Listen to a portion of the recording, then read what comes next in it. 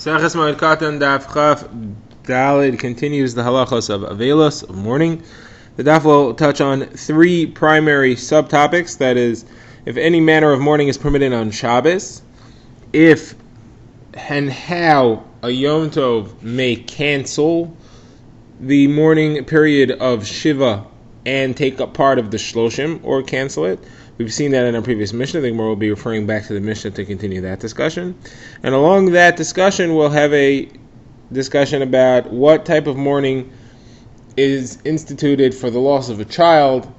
A child who's young enough does not get a full mourning period. The Gemara will explain the different ages and the different mourning halachos. So the Gemara begins, we're in the middle of a discussion about what happens on Shabbos. We know Shabbos there's no public displays of mourning. There's a machlokas between the people of Yehuda and the people of the Galil, whether or not some private displays are allowed. Now the Gemara says that Rav Yochanan asked Shmuel, is any avelos permitted on Shabbos or not? And he said, no, there is no avelos on Shabbos. And the Gemara continues, that the Rabbanan was sitting before Rav Papa, and they said in the name of Shmuel, that an avel who has relations with his wife during his avelos, during his mourning, is chayav misa. He is liable to misa b'dei shemayim for that offense. Now, the Gemara does not say that we're referring to Shabbos or not Shabbos here, so the assumption thus far is that we're referring to during the week, when everybody agrees that that's forbidden. But the Gemara says that Rav Papa said that first of all, you got two things wrong. First of all, it wasn't Shmuel, it wasn't the name of Rav Yochanan. And second of all, he didn't say that it's chayav misa, he just said that it's forbidden. Now, saying that it's forbidden for an avel to be together with his wife during his period of mourning is not a chiddush. We had a Mishnah that said that clearly. So it's got to be then that it's referring to on Shabbos. Now, the Gemara continues. The Rav Papa told them that if you did hear anything in the name of Shmuel, this is what you heard. You had Rav Tachlifa bar Avimi said in the name of Shmuel that if an avel does not do the halachos of priya and pireim, that is to allow his hair to grow long and to tear and dishevel his clothing, for that, if he doesn't do those two things, he is chayav misa, he gets misa b'dei shemayim. And the reason for that is because the pasuk clearly describing what Aaron HaKohen and his children were supposed to do when they lost their relative Nadav and Avihu. And there it said that they should not do priya and prima, as opposed to most avelim. And it said v'lo semusu. And in your case, you will not die even though you don't do these two halachas. The implication being that other mourners who don't keep these halachas will die. Okay. The Gemara goes back to the discussion of marital relations during avelos. The Gemara says that Rafram bar Papa taught a brisa where he said it was a brisa that's in Maseches Smachos, which the Gemara calls Evel Rabasi, and it said that a mourner is forbidden to be together with his wife during his mourning period. And it was a story that happened with somebody who did. He violated this halacha. And what ended up happening was that when he died, the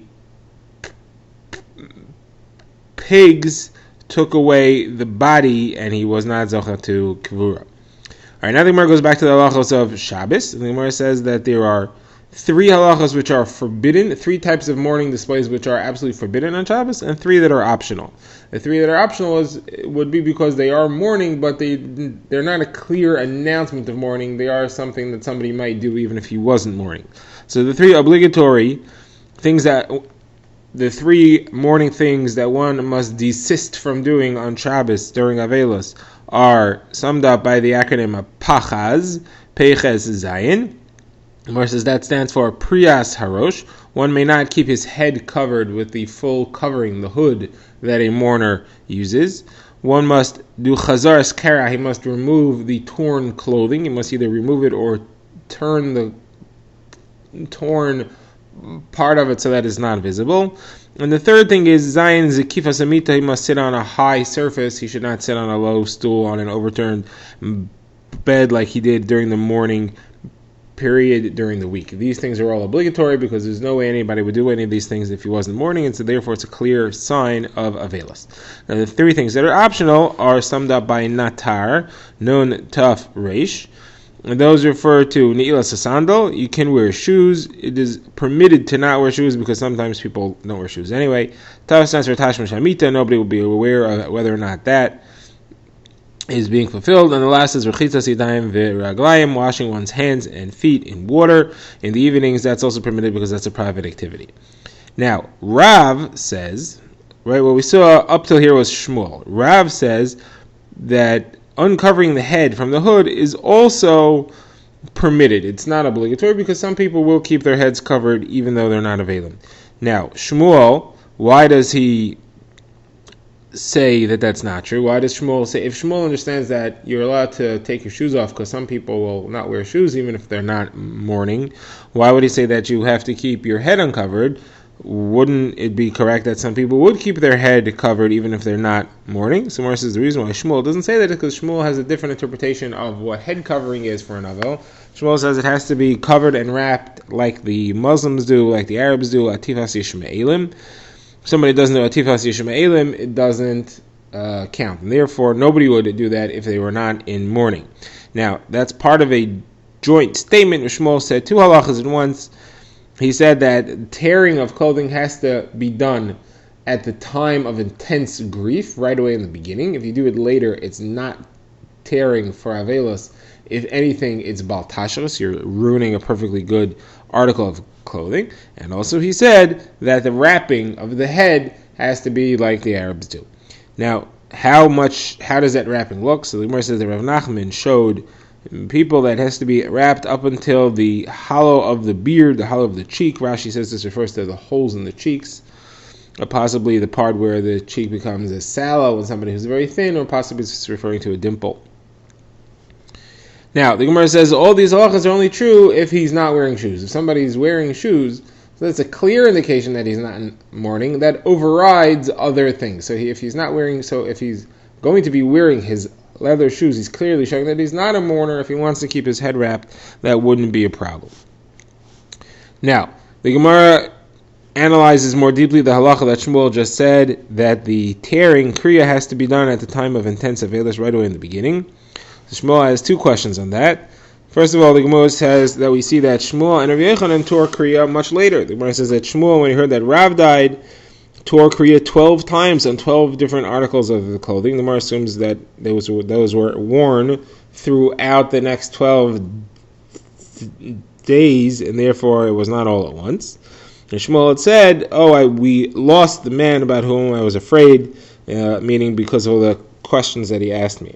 Now Rav Yochanan had a similar thing when he heard that Rav Chanina died. He tore 13 garments, and he also said, I lost the one about whom I was afraid. So the question is, why would they keep on tearing and tearing if it's not the mitzvah of kriya that has to be done in the beginning, like Shmuel said, then it's just bal tashchis. So Gemara answered that this is different. This is on the Rabbanan. There is intense mourning on the Rabbanan throughout the period. Anytime you mention something that he said over, or you say over something in his name, that reminds one of the loss, and therefore it increases that intense mourning, and it is the proper time for kriya according to Shmuel's halacha. Okay, the more second kasha, there's something that Ravin Bar Ada said to Rava. He said that you were Talmud of Amram, taught a brisa, and he said that one is allowed to do kriya all 7 days, and if he changes clothing, he has to tear the new clothing. On Shabbos, though, he can turn the tear behind him, and he can change the clothing to untorn clothing and doesn't tear that. So you see that you can tear for 7 days. So the Gemara says, why would you tear for 7 days? According to Shmuel's halacha, you have to tear only in the beginning. The Gemara answers that's referring to when one has suffered the loss of a parent. That is different. It's not a tearing to fulfill the mitzvah of kriya. It's a sign of kavod, a sign of honor for the parent that he has lost. The Gemara now asks, this extra tearing that is performed for kavod, but it's not the real mitzvah of a kriya, does it have the halacha that it may never be sewn up? We know that the main kriya, the ikar kriya for a parent, must never be sewn up. This is an extra kriya. Is that allowed to be sewn up or not? The Gemara says it's a machlokas between the father of Rav Oshia against Bar Kapara. One says it may be sewn up, one says it may not. The Gemara says it's logical that the father of Rav Oshia is the one who said that it cannot be sewn up, because you know that Rav Oshia holds it cannot be sewn up. Probably he heard it from his father. The Gemara says not necessarily. Bar Kapara was the Rebbe of Rav Oshia, and it could be they heard it from his Rebbe, not from his father. The Gemara concludes this discussion with other things that one is allowed to do in private. The Gemara says that Rava says one's allowed to walk around in his shirt sleeves in his house that are torn in private on Shabbos, even though he's wearing a torn clothing on Shabbos. Since it's private, he's allowed to do that. Gemara says that Abaye found Rav Yosef, who was his Rebbe, walking around with a head covering on Shabbos when he was a mourner in private. And he said, do you not hold that there's no mourning on Shabbos? And Rav Yosef answered him, Rav Yochanan holds that what you do in private you're allowed to do, and therefore it's permitted. Right, now the Gemara refers back to the Mishnah where we had seen a machlokas as to whether Shavuos in the time of the Beis Hamikdash and Rosh Hashanah Yom Kippur, do they cancel mourning periods or not? We know that Sukkot and Pesach, which are 7 days long, do cancel. Rosh Hashanah Yom Kippur are not 7 days long. That was a three-way machlokas in the Mishnah, along with Shavuos, which is not 7 days long, but in the times of the Beis Hamikdash there is Tashlumin. One can bring a carbon chagiga for Shavuos for 7 days after, for 6 days after. That would be Shavuos plus another 6, which is a total of 7. One can bring the carbon chagiga if he forgot to bring it on Shavuos. So that's, in a sense, like a 7-day Yom Tov. So the opinion of Rabbi Gamliel was that all these days all cancel Shiva. So the Gemara says that Rav Gidol Bar Menashia said the halacha is like, he said in the name of Shmuel, the halacha is like Rabbi Gamliel. Now the Gemara says that there's a different version of Rav Gidol Bar Menashia's halacha where he paskined in different discussion entirely, and that's a discussion of what the halachos are of a child who passed away, what mourning halachos there are. Now the Gemara is going to go at length into that discussion, and we'll conclude with what Rav Gidol Bar Menashia paskined there. So the halachos of mourning only apply to a child who is known or viable. The Gemara divides the age of children into 3 categories. And we can label them based on what type of container the nifter is carried out to the cemetery in. A very small child will only be carried wrapped, held in the hands, without any type of bier, without a coffin, a bed, or anything. An older child will be carried in a box that are carried between 2 people, not on the shoulder, and a larger child will be carried on a full-fledged bier on a mita like everyone else. So the Gemara says as follows. For a child who is less than 30 days old, some discussion in the Rishonim if we know whether or not his pregnancy went to full term, but if he's less than 30 days old, is not considered a viable life that was lost if he dies, and therefore he's not going to have any of the halachos of avelos. There's no shura, there's no 2 rows that's formed at the cemetery with the mourners walking between them, and there's no bracha of avelos, which is discussed elsewhere, and there's no nichum avelim, there's no hamakom yenachem said.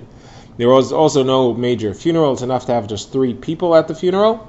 There's a machlokas whether you could have 2 women and 1 man, or only 2 men and 1 woman. That's based on halachos of yichud.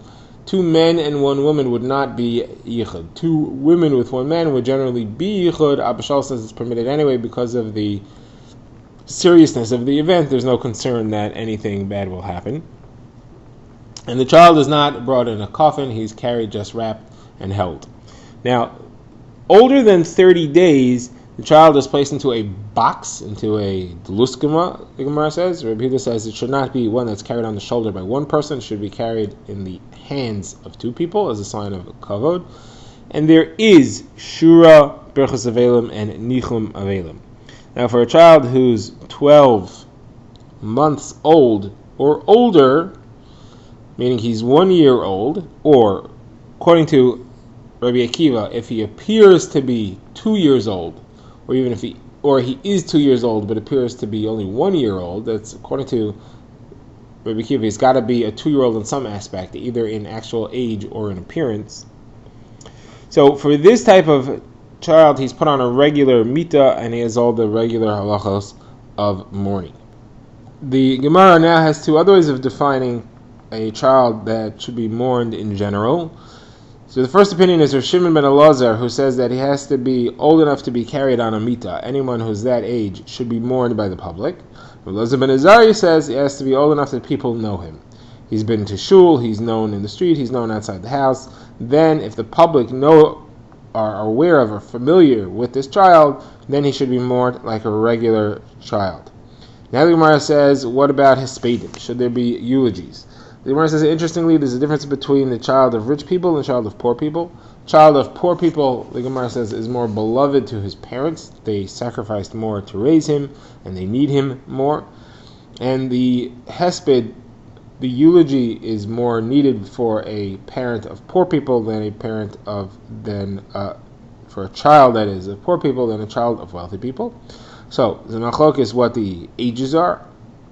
Rabbi Meir says, in the name of Rabbi Shmuel, child of poor people should be eulogized from age 3 and up. Child of rich people should only be eulogized from age 5 and up.